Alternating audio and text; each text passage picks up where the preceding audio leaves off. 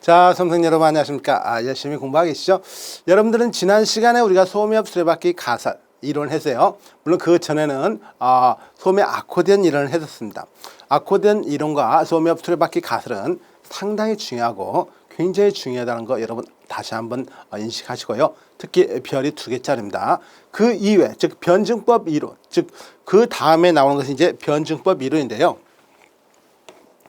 여기서 변증법 이론이라는 건 다른 게 아니라, 자, 변증법 이론은 2개 서로 다른 경쟁 자, 여러분 우리 혹시 이거 아시죠?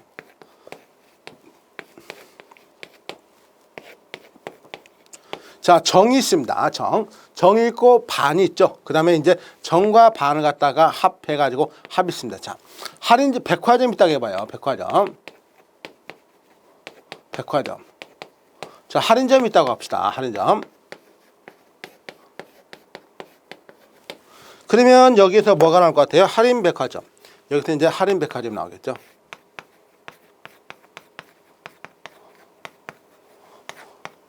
자, 이런 식으로 해가지고 이론이 이제 우리가 정반합 이론이에요. 그래서 정반합 이론, 즉 일종의 변증법 이론이라고도 하고요. 정반합 이론이라고 합니다. 자, 일단 여러분들 보시면은요. 두 개의 서로 다른, 자, 2개의 서로 다른 경쟁점은 소매업태예요. 2개의 서로 다른 경쟁 소매업태. 자, 백화점이 나와 있고 할인점이 나와 있죠. 자, 하나의 새로운 소매업태로 변한다는 것이죠. 자, 기본적으로 할인백화점, 백화점과 할인점이 있는데 거기에서 2개 중에서 하나로 합쳐지니까 할인백화점이 되겠다. 이런 식으로 이해하시면 되고요. 그래서 이제 정반합의 논리에 의해서 형성된다는 거. 자, 기본적으로 굉장히 쉬운 것이죠. 물론 쉽다고 해서 시험에 안 나오는 건 아니죠. 기본적으로 나오기는 하는데 그렇게 비중이 우리가 앞에서 했던 소매업 수레바퀴 이론하고 그 다음에 소매 아코디언 이론보다는 굉장히 좀 출제 빈도가 좀 낮다는 거 여러분 이해를 하시면 됩니다. 자, 기본적으로 변증법 이론 간단해요. 그래서 거기 양가로 3번에 동그라미 1번 소매 기관의 변증법 이론 2개 서로 다른 경쟁적인 소매업태가 하나의 새로운 소매업태로 합쳐지는 소매업태 혁신의 합성 이론이라고 나와 있죠. 동그라미 2번 소매업태가 발전해 나가는 모습이 마치 변증법 정반합 논리에 따라 변화가 이루어짐을 설명하는 이론이고요. 동그라미 3번 전문점 백화점이 정이라면 할인점은 반이 되고 종합 할인점은 합이다. 이런 식으로 나와 있는 게 바로 정반합 이론. 자, 이런 식으로 정리하시면 될 것 같아요. 그래서 우리가 소매업태 변화 이론 3가지 했죠. 가장 중요한 거 소매 아코디언 이론, 소매 수레바퀴 이론, 그 다음에 여기 나와는 정반합, 즉 변증법 이론까지 했어요. 자, 변증법 이론. 물론 이 변증법 이론이 3번째로 중요한 건 아니에요. 가장 중요한 거, 뭐가 더 중요하다고 말할 수는 없지만은 가장 중요한 것은 소매 수레바퀴 이론하고 소매 아코디언 이론이지만 그 다음으로 중요한 게 변증법 이론이 아니라 그 다음으로 중요한 것은요. 바로 지금 나와 있는 소매 수명주기 이론입니다. 자, 소매 수명주기 이론, 여기는 아까 변증법 이론에 대한 내용을 갖다가 봤고요. 자, 소매 수명주기 이론을 갖다가 여러분 보시는데요. 소매 수명주기 이론은 갖다가 이렇게 나와 있어요. 자, 기본적으로 우리가 여기에서 이 수명 주기라는 것은 우리가 라이프 사이클을 따지는 것이에요. 그래서 기본적으로 도입기와 성장기하고 성숙기하고 쇠퇴기라는 이런 식으로 따지고 여기는 뭐가 있냐면은 시간이라는 개념이 있어요. 시간. 여기는 뭐가 있냐면 캐시 플로우, 현금 흐름이라는 개념이 있습니다. 그래서 현금 흐름하고 그다음에 시간. 어느 정도 시간이 흘러감에 따라서 어떻게 변화를 하느냐. 이게 바로 소매 수명주기 이론, 라이프 사이클 시오리라고 나와 있죠. 자, 일단 보면 도입기, 성장기, 성숙기, 쇠퇴기. 자, 기본적으로 도입기, 성장기, 성숙기, 쇠퇴기. 이 단계는요, 사람도 마찬가지입니다. 여러분들도 지금 어떻게 나이가 젊으신 분들 같은 경우는 지금 막 성장기라고 할 수 있겠죠. 근데 나이가 어느 정도 성숙돼가지고 40, 50대의 어느 직장에서 장을 차지하고 있으면 성숙기라고 할 수가 있을 것이에요. 물론 그런 분은 간혹 가다가 나이가 드신 분들 중에서 수험생이 있는데 그런 분이 쇠퇴기라고 할 수는 없어요. 저는 그렇게 보지는 않아요. 좌우지간 어쨌든지 간에 그분도 성숙기라고 볼 수가 있고, 그러나 이제 시간의 흐름에 따라서 자기 자신이 점점 아래로 좀 떨어지죠. 우리가 기본적으로 그래요. 여기가 가장 높은 데 아니겠습니까? 가장 높은 데가 어쨌든 이 가장 높은 데는 기본적으로 매출액이고 시장 점유율이기 때문에 여기가 어쨌든 하고 가장 좋은 데예요. 그러면 사람은 이렇게 떨어지고 싶지는 않죠. 왜? 계속 유지를 하고 싶어 해요. 유지를. 그래서 유지를 하기 위해서는 무엇을 해야 하느냐, 그 내용을 따져보는 것인데, 기본적으로 그렇습니다. 도입기가 있고 성장기가 있고 성숙기가 있고 쇠퇴기가 있는데, 자, 도입기는 거의 같지만은 성장기 때가 굉장히 중요하죠. 그래서 우리는 라이프 사이클이 주기상으로 4주기가 있지만, 즉 도입기, 성장기, 성숙기, 쇠퇴기라는 4주기가 있지만은 우리 시험에서 나오는 것은 성장기하고 성숙기겠죠. 성장기하고 성숙기고, 그나마 더 중요한 건 뭐라고 볼 수가 있겠습니까? 움직임이 없는 성숙기보다는 움직임이 많이 있는 성장기가 더 훨씬 중요하다고 볼 수 있어요. 자, 결론적으로 보시면은 첫 번째가 매출액이 가장 높은 기는 뭐냐고 묻겠죠. 시험에서 첫 번째로 묻는 게 바로 뭐겠습니까? 자, 소매 수명주기 이론 중에서 매출액이 가장 높은 기는 무슨 기냐? 간단하겠지만 당연히 성숙기란 걸 여러분이 아시겠죠? 이게 매출액 곡선이니까 가장 높은 게 바로 성숙기 아니겠습니까? 그러면 매출액보다도 실질적으로 또 중요한 거 있어요. 그게 뭡니까? 바로 이익이 있죠. 이익. 회사에서는 이익이 많이 남아야 실질적으로 우리가 장사하는 맛이 나기 때문에 이익이 어느 시기에 더 중요하냐? 이건 성숙기가 아니라 성장기입니다. 이익은 이때가 가장 높아요. 이때. 그래서 성장기, 만약에 굳이 따진다면 성장기, 전기, 중기, 후기라고 할 수가 있겠지만 전기, 중기, 후기 중에서 가장 높은 후기라고 할 수 있겠지만 기로 따진다면 성장기에서 가장 이익이 높습니다. 그래서 우리가 성장기에서 이게 가장 높다. 두 번째죠. 두 번째. 자, 일단 그 두 번째는 반드시 좀 여러분이 알아두셔야 돼요. 그런 다음에 자, 여기 성장기 때가 가장 중요하고 가장 좋기 때문에 성장기에서 떨어지면 안 되겠다 이거예요. 성장기에서 그대로 유지를 하자 이거예요. 그러면 뭘 해야 되겠습니까? 성장기 때 그대로 유지하기 위해서는 성장기 때 무엇을 해야 돼요? 그게 바로 뭐냐면은 벤치마킹이라든가 다운사이징, 뭐 다운사이징, 즉 조직을 갖다가 재정비하자 이거예요. 조직을 재정비하는 기가 무슨 기냐? 바로 성숙기라는 거 여러분이 알아두시면 됩니다. 한번 보시죠. 소매 수명주기 이론, 동그라미 1번. 소매 수명주기 이론에서 소매상은 유통업대가 시간이 지남에 따라 일정한 단계 도입기, 성장기, 성숙기, 쇠퇴기를 거쳐 발전한다는 이론이다. 동그라미 2번. 최근에는 소비자의 욕구 다양화와 경쟁으로 인해서 소매업체들의 수명주기가 점차 짧아지고 있다는 특징도 가지고 있어요. 그래서 도입기도 있습니다. 도입기. 성장기 있죠. 도입기는 안 보셔도 돼요. 전혀 보지 마세요. 성장기 같은 경우는 동그라미 기업번 경쟁사의 수 증가로 충성 고객 확보와 취급 상품 계열의 확대를 통해서 시장 점유율을 높이는 것이 강조된다. 소매상의 매출액과 이익률이 급속히 증가하며 기존의 소매상은 급격한 경쟁으로 심각한 타격을 받아 적절한 대응책을 강구한다. 그렇죠. 기본적으로 이때는 경쟁이 굉장히 치열합니다. 왜? 성장이라는 것은 그만큼 성장하기 위해서는 다른 업체도 똑같이 성장하기 때문에 어쨌든 간에 기본적으로 경쟁이 없을 수는 없어요. 그러면 경쟁이 엄청나게 치열하게 되는 것이죠. 자, 동그라미 니은 소매상은 이 기간 중에, 즉 성장기 기간 중에 이익률은 최대로 달성하지만 말기로 갈수록 이익의 증가보다 비용 압박이 커져서 매출액은 계속 증가하나 이익률은 답보 상태에 들어간다. 자, 이익은 계속 최고점에 들어가지만은 이익률은 계속해서 이제 답보 상태에 떨어지고 있어요. 오히려 떨어지고 있다는 거 알아두시면 되겠죠. 자, 동그라미 5번 성숙기가 나와 있죠.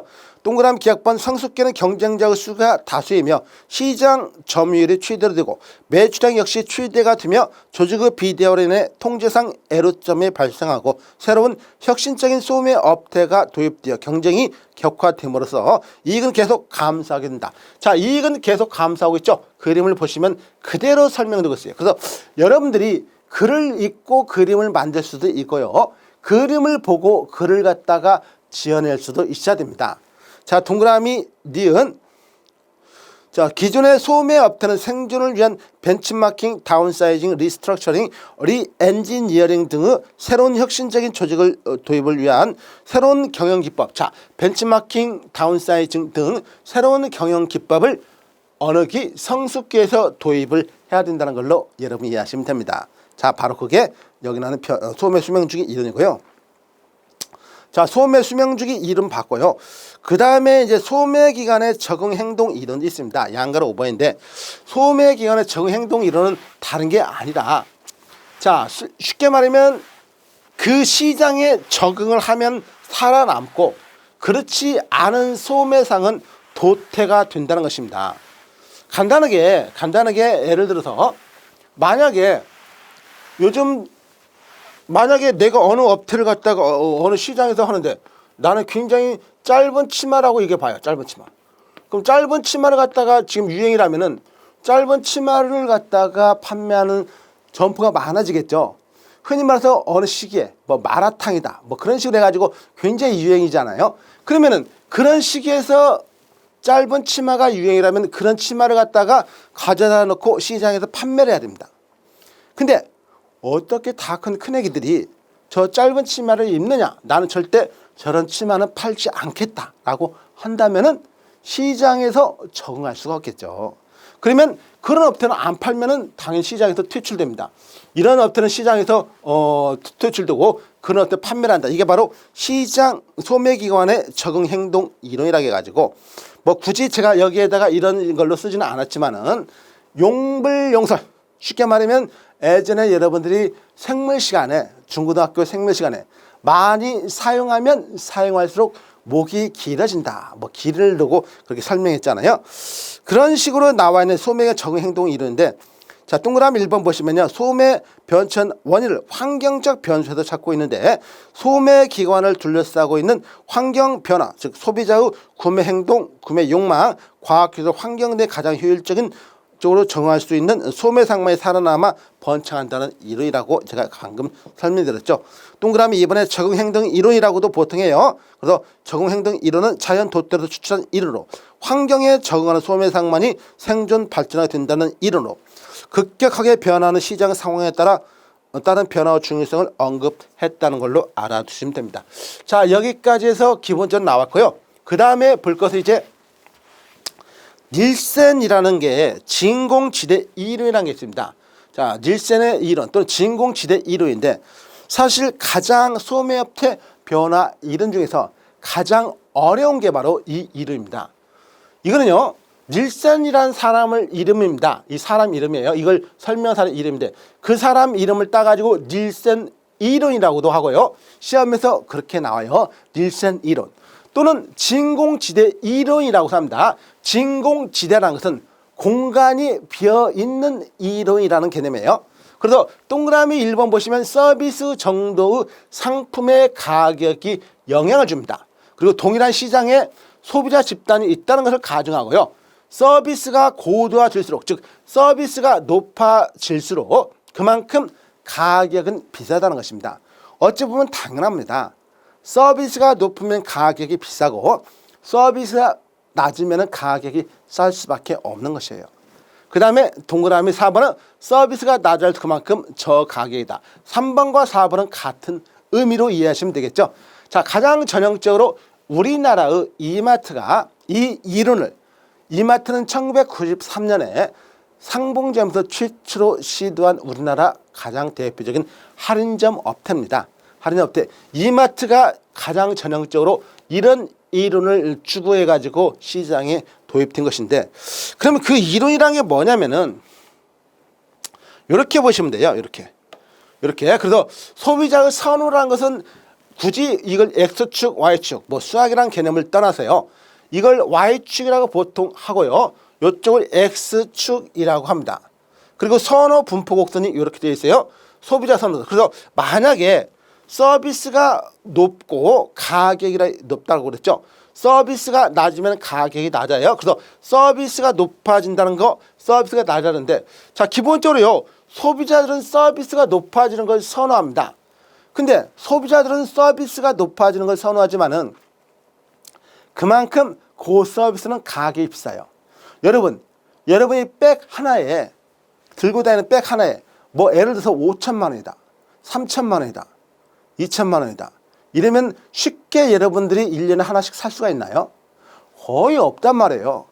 어쩌다 한번 뭐 명품이라고 해서 끼까대봤자 300만 원짜리 뭐 250만 원에서 300만 원 사이, 그 사이가 가장 많이 팔리는 것인데, 그런 상품이 고서비스 고가격이 얼마나 살 사람이 많이 있겠어요? 없단 말이죠. 그래서 중간 정도 가격, 뭐 중간 정도, 그 정도의 가격을 선호한단 말이죠. 하나의 예를 내가 백으로 들었을 뿐이지 다른 것도 마찬가지예요. 간단하게 말해서 예를 음료수도 마찬가지고 스포츠 음료라든가 뭐 이런 것도 마찬가지예요. 이런 것은 기본적으로 이렇게 딱 중간, 가장 많은 사람들이 이 B에 있는 중간을 선호합니다. 그러면은 그 이쪽에 있는 C에 있는 사람들도, 가격이 비싼 사람들도 중간 걸 많이 선호하고요. 여기 있는 가격이 낮은 저가의 제품을 갖다가 소비했던 사람도 중간 제품을 갖다가 선호하게 돼요. 그러면은 여기에서 보시면은 이쪽에 원래 있었는데 이쪽을 갖다가 이쪽에 보면 공간이 비잖아요. 이렇게 공간. 이 공간은 크게 의미 없어요. 진공지대. 왜? 가격이 비싼 것은 사실 의미가 없습니다. 그래서 여기 같은 이런 공간을 갖다가 파고드는 게 바로 이마트 같은 할인점이에요. 이마트. 그래서 할인점은 기본적으로 어떻습니까? 우리가 똑같은 제품이라고 하더라도 백화점이 훨씬 더 가격이 좀 비싸지 않겠습니까? 그런 가격이 조금 비싼 걸 갖다가 거의 비슷한 또는 유사한 제품을 할인점에서 팔 때는 가격이 저렴하잖아요. 그래서 이런 진공지대를 파고 들어가지고 그 이론이 바로 이마트라는 거 여러분이 알아주시면 되고요. 그래도 한번 잠깐 보시면은 뭐 13페이지에 나와 있는 동그라미 1번에 뭐 이론의 전개 과정 해가지고 동그라미 기억본에 있는데, 이건 설명드렸던 내용이고, 그 다음 페이지 14페이지 보시면요. 동그라미 니은에 보시면 진공지대 이론 동일한 시장에 소비자 집단이 있다는 것을 가정하고 있으며, 특정 제품 계열의 상품을 판매하는 복수 소매점이 있고, 이들 소매점이 제공하는 서비스 정도 각각 상이한 수준에 행해지고 있다. 즉 백화점과 할인점. 여러분 아시죠? 백화점은 무슨 서비스? 대면 서비스예요. 할인점은 무슨 서비스? 셀프 서비스예요. 백화점은 내가 가서 고객이 직접 나의 원하는 걸 들어주죠. 근데 할인점 같은 경우는 내가 카트 끌고 다니면서 직접 내가 원하는 걸 구입하잖아요. 그런 것도 서비스 차이입니다. 그래서 이런 걸 말하는 것이고, 뭐 동그라미 니은도 있고 디귿번도 있는데 굳이 다 읽어볼 필요는 없어요. 우리가 이걸 분석하는 시험 문제는 절대 나오지 않아요. 단지 우리가 이마트라든가 가격, 공간을 이용해서, 진공을 이용해서 접근한 이론이 무엇이냐? 진공지대 이론이라는 것만 여러분이 알아두시면 사실 우리가 충분하게 그 문제를 맞출 수가 있어요. 그래서 그런 걸로 여러분이 보시면 되고, 그 동그라미 2번에서 이론의 내용인데, 이론의 내용은 이걸 설명하는 것입니다. 이걸 설명하는 것인데, 만약에 여러분들이 이 설명을 다 이해 못 하셔도 돼요. 굳이 이걸 갖다가 이걸 왜 A, B, C가 있고 왜 A-이고 C-가 있고 이렇게 되느냐, 뭐 그걸 갖다가 또 너무 분석을 갖다가 깊이 하면요 더 헷갈립니다. 근데 기본적으로 그래요. 많은 사람들은요, 나는 중간이다라고 생각을 해요. 가격이 갖다가 높은 걸 선호하는 사람은 없을 거 아니겠어요. 물론 돈이 집에서 그냥 문드러져 가지고 뭐 거의 쓰레기처럼 버리는 사람은 그럴 수가 있을지 몰라도 대부분의 사람은 그렇지가 않잖아요.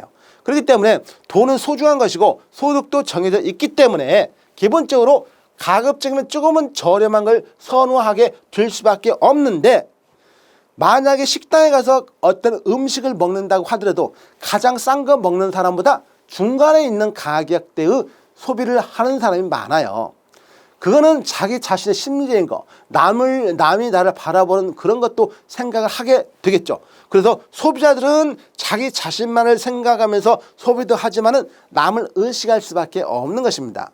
그래서 중간 정도로 온다는 것이죠. 그래서 이쪽은 거의 보지 마시고 이 아래쪽에서 가격이 굉장히 낮은 것을 소비하는 고객층이 이제는 조금은 중간 정도의 가격대나 서비스대로 옴에 따라서 그 공간을 비어 있는데, 그 공간을 채우는 게 바로 할인점 같은 상품을 공급하는 것이다 라고 이해하시면 됩니다. 자, 그게 거기에 나와 있는 것이고요. 뭐 그 이외에는 굳이 따질 필요가 없습니다. 그래서 우리는 총 6가지의 소매 업태 변화 이론을 갖다가 살펴본 것이고요. 6개를 받고, 자, 그 다음에 이제 소매업의 기능이라 해서 15페이지를 한번 보도록 합니다. 소매업의 기능인데요. 이거는 우리가 앞에서 했던 거. 물론 여기 나온 것은 가급적이면 여러분들이 명확하게 알아주시면 좋겠지만은 최소한도 우리가 했던 내용 뭐 거의 삭삭시 하는 거나 마찬가지입니다. 그리고 우리가 앞에서 봤던 거 생산자라는 개념에서 이렇게 하는 것이고,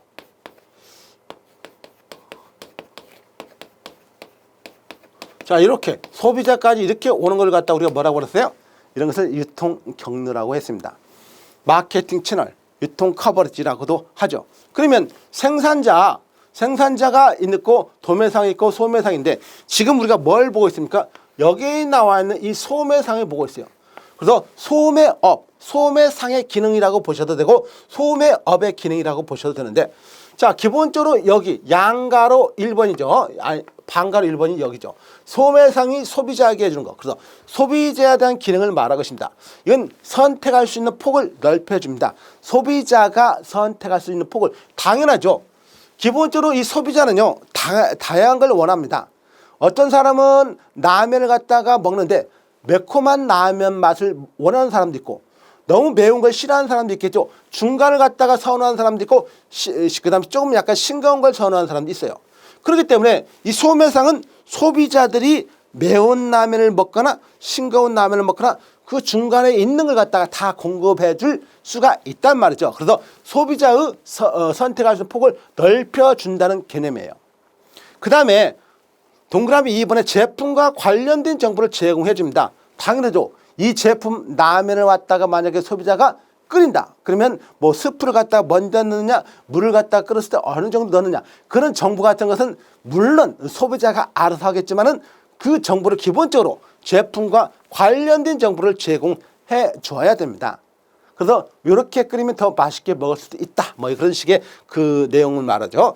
금융 부담을 덜어주는 기능을 수행한다는 것은 이미 이 소매상이 백화점이라면은 백화점 카드 같은 것을 이용해 가지고 소비자에게 물건을 구매했을 때 포인트로 적립도 해주고 가격을 좀 많이 산 구매자에게 저렴하게 해줄 수 있는 그런 금융 부담을 덜어주는 기능을 수행한다는 것이죠. 적합한 곳에 위치한다. 이건 상권적인 측면이죠. 소비자는 여기 있는데 점포가 저 멀리 떨어져 있어요. 그러면 거기까지 요즘에는 뭐 대중교통이라든가 뭐 자동차가 거의 다 있기 때문에 자동차를 운전해서 갈 수도 있지만, 내가 만약에 생수 하나 사려고 여기서 30분 거리에 있는 편의점까지 가서 생수를 산다. 말이 될까요? 안 되잖아요. 그러니까 소비자가 원하는 적합한 곳에 그런 점포가 있어야 된다는 것이죠. 주택 근방에는 편의점이라든가 조그마한 슈퍼마켓, 그 다음 조금 떨어진 곳에는 어떻게 대형마트, 할인점이라든가 백화점 같은 곳이 거기서 있어가지고, 그래서 적합한 곳에 위치해서 소비자의 효용을 높여주는 게 바로 유통산업의 가장 큰 중요한 의미예요. 자, 동그라미 2번 양가리 2번이죠. 생산자 및 공급자에 대한 기능은 뭐냐면은 이렇게 말한 것이요. 여기 생산자라든가 도매상을 공급자로 보는 게 아니라 생산자와 도매상을 모두 공급자로 볼 수도 있어요. 그리고 생산자 따로 보고 도매상만을 공급자로 볼 수 있습니다. 결론은 뭡니까? 이 소매상은 여기 있는 사람들에게 해주는 기능을 말합니다. 여기 있는 사람들에게 해주는 기능. 그게 이제 여기 나와 있는 내용이고, 소비자의 요구를 파악해야 된다. 소비자가 뭘 요구하더라. 그러니까 이거 만들어.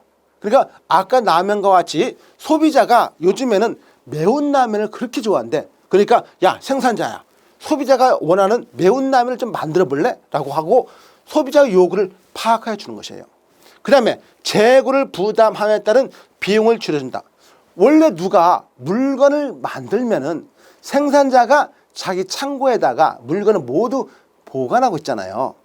근데 그 물건을 모두 보관하고 있는 것보다는 소매상에게 적당한 양만큼을 갖다가 물건을 갖다가 전달해서 같이 보관하고 있으면은 오히려 소매상이 소비자가 원할 때 빠른 시간 내에 그 물건을 전달해 줌으로써 소비자의 효용도 증가시키고 소매상도 굉장히 효용성이 있겠죠. 자, 그래서 재고 부담함에 따른 비용을 줄여주고요. 즉 이거는 생산자의 부담이겠죠. 생산자가 100이라는 재고를 부담하는데 100원이 들었다면은 그 대신 소매상이 40이라는 걸 재고를 보관하고 있으면은 생산자는 60만큼만 보관하고 있기 때문에 100에서 60으로 보관 비용이 줄어들잖아요. 그래서 여기 나와 있는 재고 부담함에 따른 비용을 줄여준다 이겁니다. 그 다음에 위험과 비용을 부담하죠. 당연히 동그라미 2번과 같은 것이에요. 재고를 보관함에 따른 위험. 그건 위험이란 것은 불이 나거나 아니면 그런 위험도 있겠지만은 물건이 유행기간이 지나서 안 사버릴 수가 있습니다. 그러면 그 재고라는 것은 유행기간이나 마모나 멸실이 될 수도 있는 것이고 다양한 요인에 의해서 재고가 보관하는 과정 중에 하자가 생길 수밖에 없어요. 그런 하자가 생기면은 비용화가 될 수밖에 없겠죠. 그런 위험과 비용을 부담할 수밖에 없는 것이고 판매 촉진, 즉 생산자와 도매상이 궁극적인 목적은 자기가 만든 물건을 갖다가 소비자에게 판매하는 데 목적이 있기 때문에 판매를 갖다가 도와줄 수밖에 없겠죠. 판매 촉진, 즉 프로모션을 도와주게 된다는 걸로 알아주면 되겠죠. 자, 그런 의미로서 여러분이 보시면 되고요. 그래서 여기에서 소매업의 기능은 기본적으로는 여기보다는 사실 여기도 교재에 있기 때문에 본 것이지 이런 내용보다는 사실은 소매업은 소비자에 대한 기능을 갖다가 훨씬 더 여기 나와 있는 걸로 즉 반가로 1번에 있는 1, 2, 3, 4가 더 반가로 2번보다 훨씬 더 중요하다는 건 여러분이 아실 수가 있어야겠죠. 훨씬 더 시험에서 빈출되는 걸라고 이해하시면 됩니다. 자, 그렇게 해서 여기 소매업의 기능 봤고요. 자, 이제는 뭘 보냐면 소매 경영이라고 한번 보시면 됩니다. 소매업 경영. 소매업 경영을 변화하게 해가지고 소매업 경영은 다양하게 나타납니다. 다양하게 나타나는데 무엇을 팔 것이냐. 그냥 여러분이 지금 이 강의를 듣는 분들도 거의 다 성인이고 특히 직장에서 종사하는 분들, 유통업에 종사하는 분들이 상당수기 때문에 다 아마 알 것이에요. 여러분이 사장이라고 생각하시고 무엇을 팔지, 어떻게 팔지, 내가 그 재고를 갖다가 어느 정도 수준에 가지고 있어야겠지, 매출액은 어떻게 나와야 될지. 순매출액이라는 것은 여러분들이 우리가 매출액이라고 있잖아요. 매출액. 회계학적으로는요, 이 매출액이 있는데 매출액은 총 판매한 것이죠. 판매한 것 중에서 물건에 하자가 있다고 다시 반품하는 게 있습니다. 이걸 매출 환입이라고 하는데 매출 환입, 그래서 매출 환입이라는 개념이 있어요. 매출 환입. 이건 회계학적 개념이에요. 이거는 물건의 하자가 그 다음에 물건이 반품되는 것을 환입이고, 근데 물건을 보냈어요. 반품시키는 것보다 그냥 그러면 내가 좀 더 거기서 가격 빼줄게 그냥 팔으라고 하죠. 이걸 갖다 뭐라냐면 매출 할인이라고 그래요. 매출 할인. 그러니까 원래는 100원에 팔았는데 물건에 하자가 있다고 자꾸 땡깡을 부른 것이에요. 그러면 내가 한 개당 그냥 99원에 줄게. 그러면 1원을 깎아주는 거잖아요. 그걸 매출 할인해 주는 것이에요. 그래서 이걸 빼야만이 사실은 순매출이에요. 이거 넷 세일스라고 해서 순매출입니다. 순매출.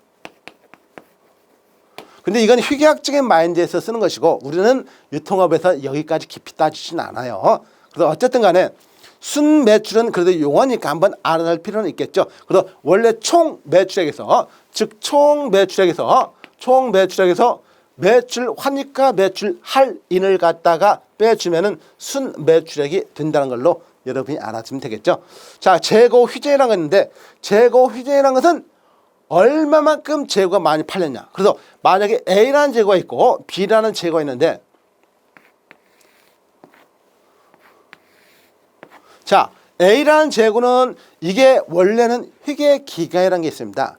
여러분 보통 1월 1일부터 12월 31일이 그 한 해죠. 보통 회계기간은요 마찬가지로 연력에 따라서 1월 1일부터 12월 31일까지 이렇게 회계기간은 연력에 따라서 계산이 되는 것이에요. 근데 이것과 다르게 이제 사업연도라는 거 여러분 혹시 들어보셨나요? 사업연도. 그 회사의 사업연도.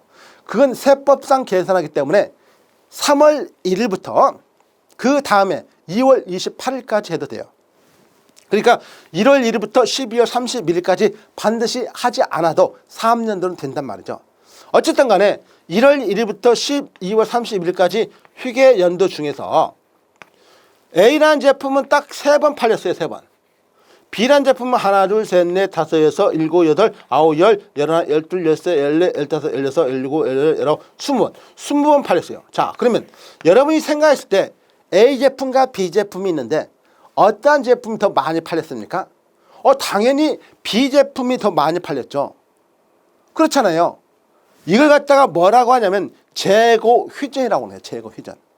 재고 휘전. 그래서 재고가 들어왔다 팔리는 것이니까 들어왔다 팔리고 들어왔다 팔리고 들어왔다 팔리고 A라는 제품은 들어왔다가 3번 팔렸고 B라는 제품은 들어왔다 20번 팔린 것이에요. 그래서 기본적으로 B라는 제품의 재고 휘전이 높다고 말할 수 있겠죠. 이게 바로 가장 기본적인 소매 경영입니다. 그리고 거기에 나와 있는데 굳이 따로 여기는 중요한 것이 없기 때문에 교재는 따로 볼 필요가 없어요. 단지 여기에 나와 있는 요 내용들만 이해하셔도 충분합니다. 근데 사실 중요하죠. 왜냐하면은 무엇을 팔 것이냐 그리고 어떻게 팔 것이냐 그 재고 수준을 얼마만큼 유지를 할 것이냐 순매출액은 매출을 굉장히 중요합니다. 사실 매출에서 이익이 나오기 때문에 이 재고 이전 이런 것은 사실 굉장히 중요한 것인데도 우리가 시험에서는 그냥 여기서부터 계속 앞으로 하는 것이기 때문에 여기서만 따로 보진 않아요. 그래서 어쨌든 그런 내용으로 여러분 보시면 되고요. 그 다음에 이제 거기 즉 16페이지 보시면요. 16페이지에서 양가로 이번 소매업의 해외 진출 전략은 우리가 이미 앞에서 이미 공부했던 우리 내용하고 동일하기 때문에 여기서는 따로 안 보셔도 되고요. 그 다음에 양가로 3번에 소매업의 하이테크 전략이라고 나와 있는데 이거를 여러분이 한번 보시면 됩니다. 그래서 소매업의 하이테크와 하이터치라고 나왔어요. 자, 여러분 이 테크라는 말과 테크 영어는 거기 책에 있기 때문에요. 여기 있기 때문에 터치라는 말이 있어요. 여기서 의미상으로 어감상으로 한번 생각해 보세요. 테크가 더 고급스러울 것 같아요? 터치가 더 고급스러울 것 같습니까? 뭔가 모르게 터치가 더 고급스러워 보이지 않나요? 그래서 우리가 터치가 더 고급스러워 보입니다. 차원이 좀 높은 것은 터치예요. 차원이 낮은 것은 테크입니다. 그래서 테크하고 소매업에서 터치 산업과 테크 산업인데 만약에 예를 들어서 여기서 할인점이 이게 상대적이에요. 할인점이 있다. 그 다음에 만약에 예를 들어서 슈퍼가 있다. 슈퍼마켓.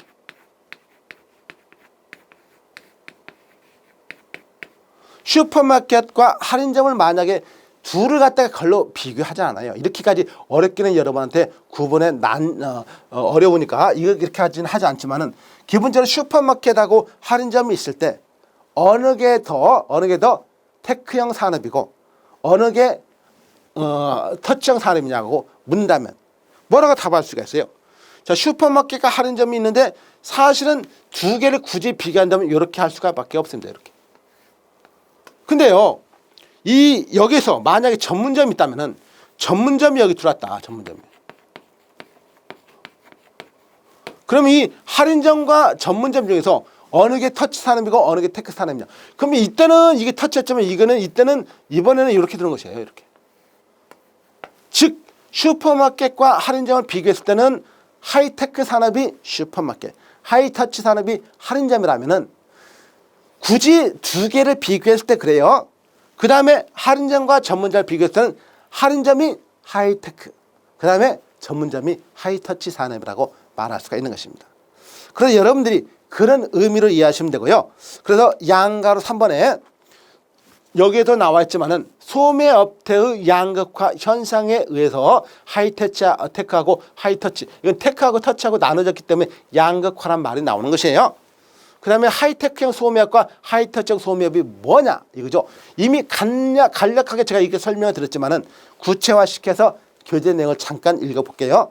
동그라미 1번에 최근 소매업 변화 현상은 하나로 소매업 또는 업태라고 해도 괜찮아요.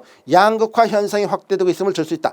양극화 현상에서 양극화 소매 형태는 모두 높은 성장률과 매력적인 이익률을 기대하지만 첨단 기술을 이용하더라도 고휘전율과 고수익률을 추가할 수 없어요. 그래서 회전율과 함께 수익률을 갖다가 회전율이 높으면 수익률을 포기해야 되고 수익률이 높게 하려면 회전율을 좀 포기할 수밖에 없습니다.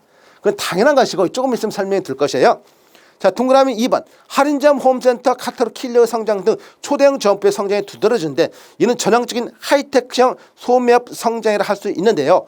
중요한 것은 할인점이 하이테크라고 여기 나왔지만은 이렇게 두 개를 비교했을 때는 하이테크하고 하이터치 이렇게 나눠질 수가 있다는 것이에요. 근데 여기에서는 그냥 조금 차원이 낮은 것을 하이테크형, 차원이 높은 것을, 즉 서비스가 고서비스적인 측면을 하이테크 터치형으로 구분을 했다는 것이죠. 동그라미 3번. 하이테크 소매업 대형점포 진열기술 보관기술 등의 기술적 노하우를 바탕으로 상대적으로 낮은 마진율과 대량 구매 위주 셀프 서비스 방식. 그래서 동그라미 2번과 동그라미 3번은 거의 같은 의미입니다. 같은 의미죠.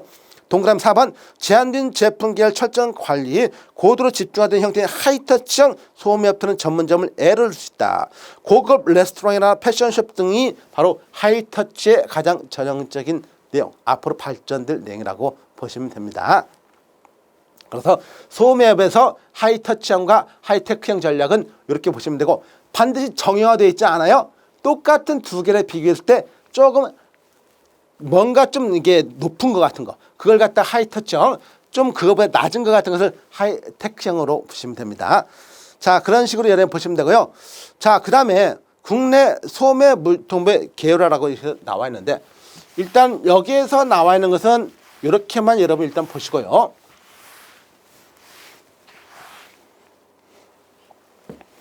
자, 그 다음에 이제 보시면은요. 국내 소매 유통업의 상품 계획이라서 나와 있습니다. 자, 상품 계획 상당히 중요하죠. 간략하게 나와 있지만 상당히 중요한 것이죠. 자, 여러분들이 상품 계획, 어떤 상품을 얼마만큼 가져다 놓아야 되느냐.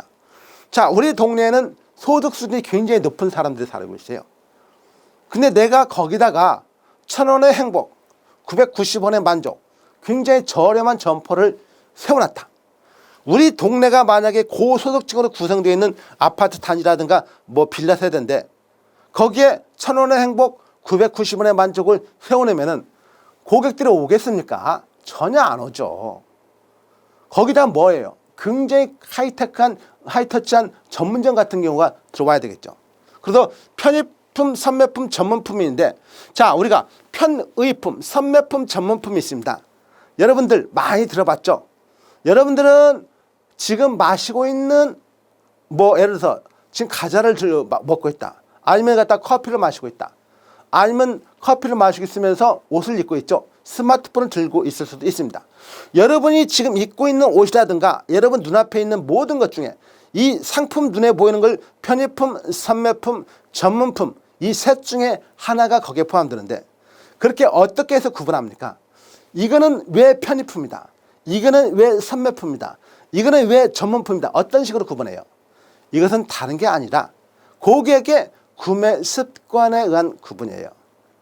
자, 여러분 편의품, 선매품, 전문품 여러분이 반바지에 슬리퍼만 신고 언제든지 쉽게 가서 살 수 있는 게 바로 뭡니까? 편의품이에요. 이건 여러분들 한 달만 예를 들어 1년에 수도 없이 많이 구매를 합니다. 수도 없이. 여러분이 더우면은 편의점 가서 생수 산다. 뭐 편의점 아니더라도 할인점 가서 사도 괜찮아요.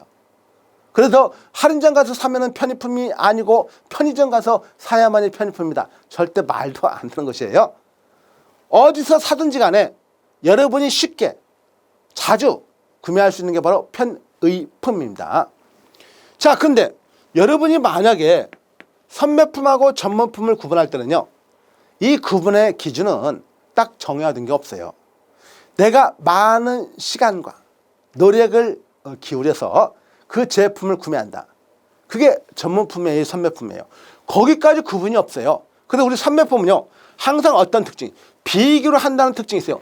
자, 여러분이 옷이 가장 전형적인 선매품인데 하루에 한 번씩 옷을 사는 사람은 없죠. 돈이 많은 것도 아니죠. 그러니까 그래도 어쩌습니까? 가끔 가다가 계절이 바뀔 때만큼은 옷을 사잖아요. 우리나라처럼 계절이 명확한 사계절이 있기 때문에 최소한도 3달에 한 번씩은 옷을 산다고 보는 것이죠. 그러면 1년에 4번은 옷을 살 수가 있다는 것이겠네요. 이게 바로 선매품의 가장 전형적인 거. 이 선매품은 비교를 합니다. 비교. 그래서 우리가 간혹 가다가 단순하지만 선비라고 해가지고 이렇게 비교한다는 개념인데, 항상 선매품은 우리는 시험을 준비하는 입장에서는요, 그 지문에, 선매품의 지문에 비교를 한다는 말이 나올 수밖에 없어요. 자, 그럼 전문품은 뭐냐면은 여러분이 자동차를 구매한다, 컴퓨터 노트북을 구매한다. 1년에 4번씩 삽니까? 살 수가 없죠. 오히려 4년에 한 번씩 살동말동하죠. 자동차에 10년 가까이 탈 수가 있는 것이고, 노트북 같은 경우도 잊어버리지 않는 한은 3, 4년 만에 또는 4년, 5년 만에 하나 살동하죠. 그러니까 이거 1년에 한 번 살동한다는 것이죠. 그러면은 구매 습관에 의해서 편의품, 선매품, 전문품이라고 했는데, 당연히 가장 많이 사는 것은 편의품이고 가장 적게 사는 것은 전문품이라고 구분할 수가 있겠죠. 근데 여기서 조금만 더 들어가 볼게요. 그러면 자주 산다는 의미는 뭡니까? 가격이 비쌀까요? 쌀까요? 자주 산다는 의미는 가격이 저렴해요. 그럼 가격이 저렴하다는 것이에요. 가격이. 그러면요, 전문품 같은 경우는 가격이 높다는 것이에요.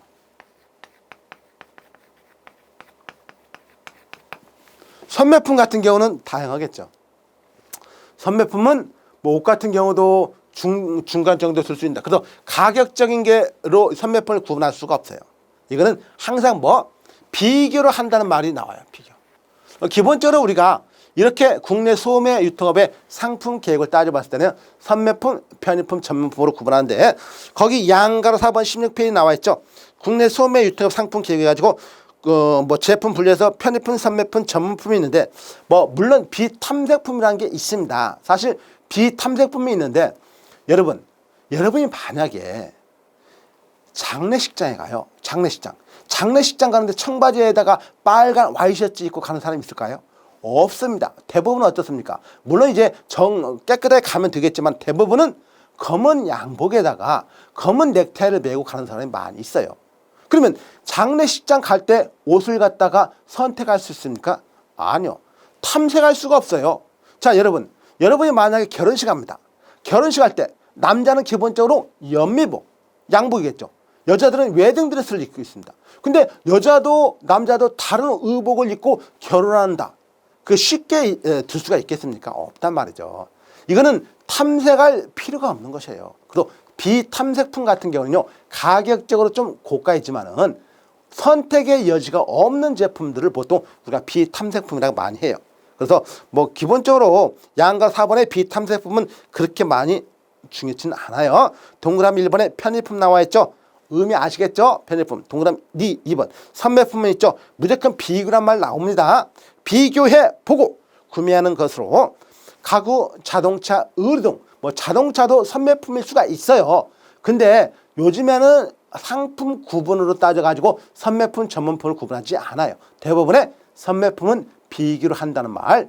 그리고 똑같은 제품이라도 비교를 한다는 말이 있으면 선매품이고, 비교를 한다는 말이 없으면 전문품으로 여러분이 이해를 하시는 게 훨씬 더 유리합니다. 동그라미 3번에 전문품은 구매에 많은 노력을 기울이는 것. 자, 이게 어찌 보면 정확할 수가 있어요. 그래서 전문품은 구매하는 사람과 판매하는 사람 모두가 그 제품에 대해서 어느 정도의 전문적인 식견을 가지고 있어야 된다. 이게 가장 전형적인 전문품의 특징이라고 볼 수가 있는 것입니다. 자, 그런 내용으로 여러분이 보시면 되고요. 자, 그 다음에 이제 소매업 경영의 이해라고 해서 그 다음 페이지 나와 있는데, 어쨌든 여러분이 국내 소매 유통업의 상품 계획에 이 내용은 좀 반드시 여러분 것으로 좀 만들어 주셔야 됩니다. 이거는 앞으로 계속 나오고, 특히 우리가 유통 마케팅을 할 때도 이 내용이 나오니까 여러분이 좀 알아줄 필요가 있다는 것이죠. 자, 이제 거기서 소매업 경영의 이해라고 해서 17페이지 나와 있습니다. 소매업 경영에서 취급 상품의 다양화라고 해가지고 일단은 상품 구성 정책과 구색이라 나와 있는데 이 양가로 1번에 나와 있는데 이게 별로 그렇게 여러분에게 중요치 않아요. 자, 용어입니다. 이게 전문성이라는 거. 그 다음에 가용성, 다양성인데 전문성이라는 건 구색이라고도 하고요. 특정 카테고리에서 담보의 수. 그러니까 얼마만큼 전문화를 시켜가지고 그 제품을 가지고 있느냐. 이게 전문성이에요. 그 다음에 가용성, 특정 단품의 수에 대해서 충족되는 비율을 나타내는 것을 가용성이라고 하고요. 다양성이라고 나오는데 일단 양가로 1번은 별로 그렇게 중요성이 떨어져요. 양가로 2번이 중요하죠. 취급 상품의 다양성에서 여기 나와 있습니다. 상품의 넓이, 상품의 깊이, 상품의 구색이라는데 자, 여러분들이 간단하게 설명드려 볼게요. 여러분들이 만약에 어떤 할인점에 갔습니다. 할인점에 가가지고 내가 딱 1층부터 가면 식품 코너에서 여기 라면이 있어요. 라면 돼 있고요. 이쪽에 보니까 생수가 있네요. 이쪽에 있으면 맛있는 과자도 있어요. 자, 이렇게 상품이 어느 매장에 갔더니 상품이 굉장히 다양하게 있더라. 이걸 뭐라고 하냐면 이걸 상품의 폭, 넓이라고 해요. 이걸 동그라미 1번이라고 합니다. 상품의 폭이고 넓이라고 해요. 상품의 폭, 넓이. 그러면 여러분 이게 상품의 폭, 넓이인데 그럼 상품의 깊이는 뭐냐? 라면을 딱 봤더니 하나만 있는 게 아니에요. 라면의 종류가 다양하게 있어요. 우리나라에는 라면이 지금 180개 이상의 종류가 있었는데요. 180개가 넘어요. 오히려 더 넘어요. 근데 그 종류에서 어떤 라면? 신라면이 가장 선호를 많이 한다고 그래요. 신라면. 저는 진라면도 좋아요. 진라면도. 뭐 그다음에 짬뽕 라면도 좋고 무슨 라면도 좋고 무슨 라면도 좋고요. 저는 이렇게 라면도 종류가 다양하게 있습니다. 이걸 뭐라고 하냐? 상품의 깊이라고 그래요. 굿즈 뎁스라고 합니다. 굿즈 뎁스. 그래서 이걸 갖다 뭐라고 하냐? 이걸 2번이라고 그래요. 2번. 상품의 깊이. 자, 그런데 이거 어딜 딱 가봤더니 간혹 가다가 사람들이 이런 말 하죠. 야, 저기 갔더니까 없는 게 없네. 저기를 가봤더니 없는 게 없다는 말은 무슨 말이에요? 없는 게 없다는 것은 뭐냐? 내가 찾는 상품이 다 있다는 것이죠. 그러니까 뭐라고 합니까? 야, 참 구색 잘 갖췄다. 그 매장에 참 구색 잘 갖췄다. 상품의 구색, 즉 굿즈 어서트먼트. 이거 3번입니다. 그래서 기본적으로 우리가 상품의 넓이, 상품의 폭, 상품의 깊이, 상품의 구색인데 이렇게 따질 때는 사실은요.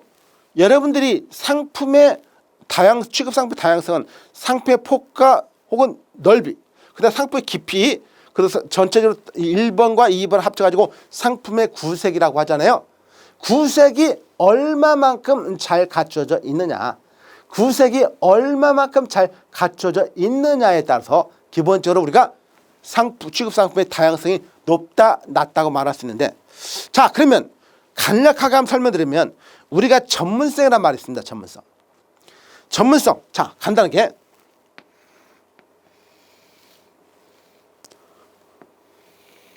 자, 만약에 여러분 눈에 보이는 이러한 상품 구색을 갖추고 있는 업태가 뭐냐라고 묻는다면 뭐라고 답하실래요? 이러한 상품 구색을 갖추고 있는 업태가 뭐냐? 즉 쉽게 말하면 상품의 넓이는 여기에서 여기까지고 상품의 깊이는 여기에서 여기까지 갖추고 있는 업태가 뭐냐고 묻는다면 뭐라고 답할 수 있습니까? 모른다. 아직은 몰라요. 당연하죠. 지금은 모를 수밖에 없어요. 근데 이렇게 한다면, 자, 이렇게 노란색에 있는 업태하고 하얀색에 있는 업태가 비교를 했을 때 노란색 업태하고 하얀색 업태 중에서, 자, 노란색 업태하고 하얀색 업태는 구분이 가능하죠. 자, 이거는 어때요? 만약에 상품의 폭, 넓이가 훨씬 더 넓은 것은 하얀색일까요? 노란색일까요? 하얀색이죠. 상품의 깊이가 더 훨씬 깊은 것은 하얀색일까요? 노란색일까요? 노란색이죠. 상품의 구색 가지고 따지는 게 아니라 우리 시험에서는 상품의 넓이와 상품의 깊이를 가지고 따지기 때문에 이걸 백화점이라고 한다면은, 이건 뭐라고 말할 수 있어요? 할인점이라고 말할 수 있어요. 할인점. 그러면 뭐라고 말할 수 있어요? 백화점의 상품 폭은 할인점보다 훨씬 넓다. 맞아요, 틀려요? 틀려요. 백화점의 상품의 깊이는 할인점보다 훨씬 깊다라고 해야 맞아요. 자, 할인점은 백화점보다 상품의 폭, 넓이가 훨씬 넓다. 맞아요, 틀려요? 맞아요. 할인점은 백화점보다 상품의 깊이가 훨씬 더 깊다. 맞아요, 틀려요? 틀려요. 상품의 깊이는 백화점이 더 깊단 말이죠. 시험 지문은 이런 식으로 나와요. 그렇기 때문에 여러분들이 이런 의미를 알고 있어야 되는 것이에요. 이런 의미를. 거기 이제 보시면은요. 야, 5번에 거기 양가로 2번 우리가 지금 봤죠. 취급 상품의 넓이 보. 그다음에 2번 양가로 2번에 동그라미 2번 맞잖아요. 동그라미 3번까지 봤고 거기에서 양가로 3번에 마진과 휴전율이라는 내용이 있는데 마진과 휴전율은 조금 있으면 설명드릴 것이고 양가로 4번에서 동그라미 1번에 상품의 넓이와 깊이에 대한 의사결정은 피적 구매자들의 기대를 일치시키면서 동시에 다른 소매상과 차별화할 수 있어야 한다. 동그라미 2번은 할인점과 백화점 상품의 깊이와 넓이 측면에서 비교할 경우 할인점이 상품 구색이 넓고 깊이는 백화점이 더 깊은 상품 구색 정책을 추구하고 있다. 이거 지금 제가 방금 전에 언급한 내용이죠. 그래서 여러분들이 그런 내용으로 알아두시면 되고요. 어쨌든 이번 시간은 여기까지 하시고 다음 시간에 이제 상품의 마진율과 이익률 또는 마진율과 회전율 한번 살펴보도록 할게요. 수고 많이 했습니다.